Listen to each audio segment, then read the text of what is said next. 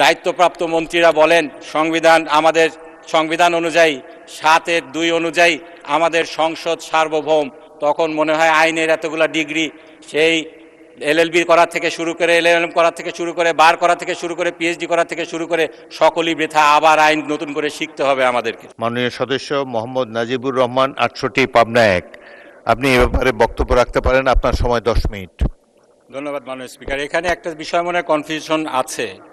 মাননীয় স্বরাষ্ট্রমন্ত্রী যেটা বললেন এটা ফার্স্ট রিডিং না, এটা সেকেন্ড রিডিং মাননীয় স্পিকার। এখানে 78 বিধিতে আপনি 2 মিনিট দিতে বাধ্য না, এটা আপনি যে কোনো সময় আরও টাইম বাড়িয়ে দিতে পারেন। মাননীয় স্পিকার, যে রহিতকরণ বিলটি উত্থাপিত হয়েছে বিবেচনার জন্য, এটি বিচার বিভাগের স্বাধীনতার উপর নগ্ন হস্তক্ষেপ, বিচার বিভাগের স্বাধীনতার চরম লঙ্ঘন, ফ্যাসিবাদী কায়দায় নিম্ন আদালতকে ব্যবহার করে বিরোধী মত দমনের আয়োজন চলছে মাননীয় স্পিকার। এই বিলটি এখনো পাশ হয়নি, বিবেচনার জন্য উঠেছে। এখনো আমাদের নিম্ন আদালত উচ্চ আদালতের অধীনে স্বাধীন বিচার বিভাগ হিসাবে কাজ করছে। তারপরও আমরা দেখেছি নিম্ন আদালতের বিচারকরা যখন স্বাধীন বিচার বিভাগের পক্ষে অবস্থান নিয়েছে, আইন মন্ত্রণালয় থেকে তাদেরকে শোকজ করা হয়েছে। সেম মাননীয় স্পিকার, তারা আইন মন্ত্রণালয়ের আন্ডারে ম্যাজিস্ট্রেটকে নিম্ন আদালতকে নেওয়ার আগেই যদি এই আচরণ প্রকাশ করতে পারে। 72 ঘন্টা ময়েশ্চার লক সমৃদ্ধ লিলি বডি ওয়াশ, শিয়া বাটারের গুডনেস স্কিন রিপেয়ার করে রাখে সফট ও গ্লোয়িং।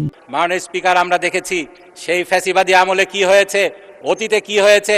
ম্যাজিস্ট্রেটরা যদি আইন মন্ত্রণালয়ের কথা না শোনে, বিরোধী দল দমনের ক্ষেত্রে তারা যদি অস্বীকার করেছিল, তখন তাদেরকে খাগড়াছড়িতে বদলি করা হতো দিনের নোটিশে, তেঁতুলিয়ায় টেকনাফে বদলি করা হতো মাননীয় স্পিকার।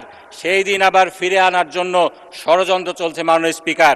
ফ্যাসিবাদের জাতাকলে আমরা সকলে নিষ্পেষিত হয়েছিলাম মাননীয় স্পিকার। আজকে আবার যদি আমাদেরকে সেই সিস্টেমে নিয়ে যাওয়া হয়, বিচার বিভাগের স্বাধীনতার জন্য শুধু আমরা নয়, সরকার দলীয় অনেক আইনজীবী আছেন, তারাও সংগ্রাম করেছেন। তাদের সেই সংগ্রাম আজকে কোথায় গেল? তারা যদি আজকে চুপ থাকেন, বিচার বিভাগের স্বাধীনতা নিভৃতে কাঁদবে মাননীয় স্পিকার। এই যে অধ্যাদেশটি আজকে বাতিলের জন্য, রহিত করার জন্য বিল উত্থাপিত হয়েছে মাননীয় স্পিকার, সেই ব্যাপারে হাইকোর্টের একটি রায় রয়েছে। সেই রায় বাস্তবায়নের জন্যই এই অধ্যাদেশটি আনা হয়েছিল মাননীয় স্পিকার। সেই রায় কি বলা হয়েছিল? সেই সাদ্দাম হোসেন ভার্সেস বাংলাদেশ, সেখানে 1972 সালের অরিজিনাল সংবিধানের 116 অনুচ্ছেদ, যেটাকে বারংবার সংশোধন করে বিচার বিভাগের স্বাধীনতাকে খর্ব করা হয়েছিল, সেটাকে অসাংবিধানিক ঘোষণা করা হয়েছিল। এবং সেখানে বলা হয়েছিল 1972 সালের মূল সংবিধান 116 অনুচ্ছেদটি স্বয়ংক্রিয়ভাবে পুনরুজ্জীবিত এবং পুনঃপ্রতিষ্ঠিত, রিভাইভ এবং রিস্টোর্ড হবে। সেখানে মাননীয় স্পিকার কি বলা হয়েছিল? সেখানে বলা হয়েছে বিচার বিভাগের সেবায় নিয়োজিত ব্যক্তি বিচারিক কার্য সম্পাদনকারী ম্যাজিস্ট্রেটের উপর নিয়ন্ত্রণ, যার মধ্যে রয়েছে পদায়ন, পদোন্নতি এবং ছুটি মঞ্জুরের ক্ষমতা এবং শৃঙ্খলা বিধানের ক্ষমতা সুপ্রিম কোর্টের উপর ন্যস্ত থাকবে। এবং সেই রায়ে আরও বলা হয়েছিল বাংলাদেশ জুডিশিয়াল সার্ভিস শৃঙ্খলা বিধিমেলা 2017-কে আল্ট্রা ভাইরাস ঘোষণা করা হলো, কারণ এটি সংবিধানের 116 অনুচ্ছেদ এবং মাজদার হোসেন মামলার যে বিচার বিভাগের স্বাধীনতার কথা বলা হয়েছিল সেটার পরিপন্থী। এখানে আরও বলা হয়েছে 3 মাসের মধ্যে স্বাধীন সেক্রেটারিয়েট, বিচার বিভাগের সেক্রেটারিয়েট প্রতিষ্ঠা করতে হবে।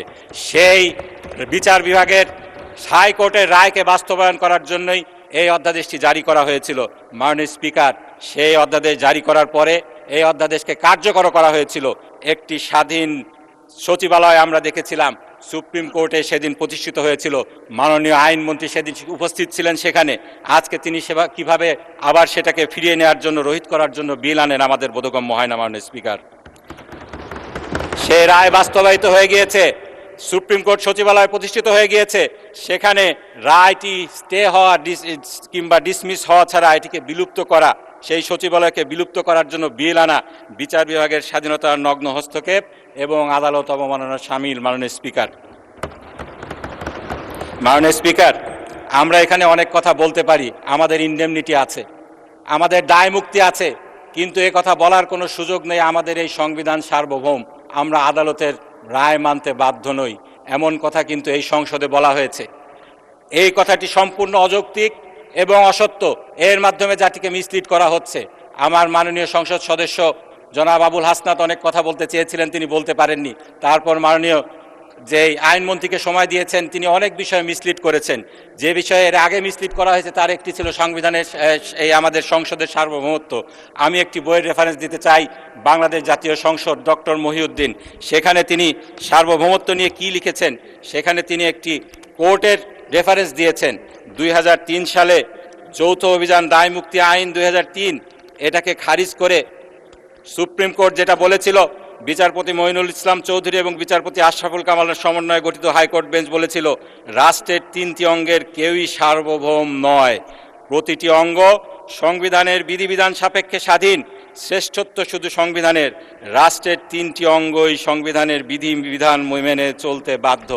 আজকে আমাদের কাছে মনে হয়, যখন এই সংসদে দায়িত্বপ্রাপ্ত মন্ত্রীরা বলেন আমাদের সংবিধান অনুযায়ী 7(2) অনুযায়ী আমাদের সংসদ সার্বভৌম, তখন মনে হয় আইনের এতগুলা ডিগ্রি, সেই LLB করা থেকে শুরু করে LLM করা থেকে শুরু করে বার করা থেকে শুরু করে PhD করা থেকে শুরু করে সকলই বৃথা, আবার আইন নতুন করে শিখতে হবে আমাদেরকে।